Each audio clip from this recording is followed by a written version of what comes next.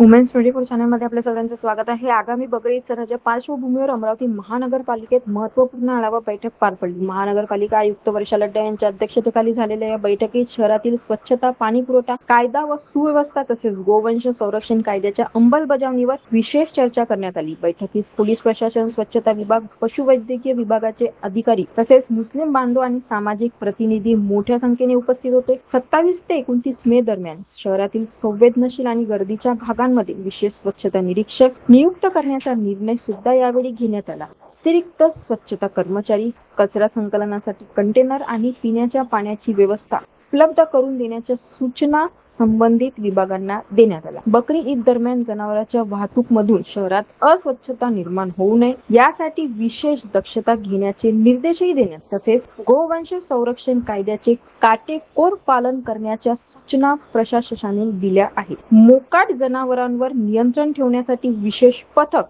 कार्यरत करण्यात येणार असून त्यांना पोलीस संरक्षण देखील दिले जाणार। सण शांततेत, स्वच्छतेत आणि सामाजिक सलोख्याच्या वातावरणात पार पडावा यासाठी प्रशासन, पोलीस विभाग आणि नागरिकांनी समन्वय राखण्याचे आवाहन यावेळी करण्यात आले। एक आव्हान होणार आहे की आपलं जनावरांचं हे झाल्यानंतर तो भाग त्याच्यामध्ये न टाकता फक्त त्याच्यामध्ये पाणी वाहील एवढंच बघा की माझी परत आव्हान राहणार आहे।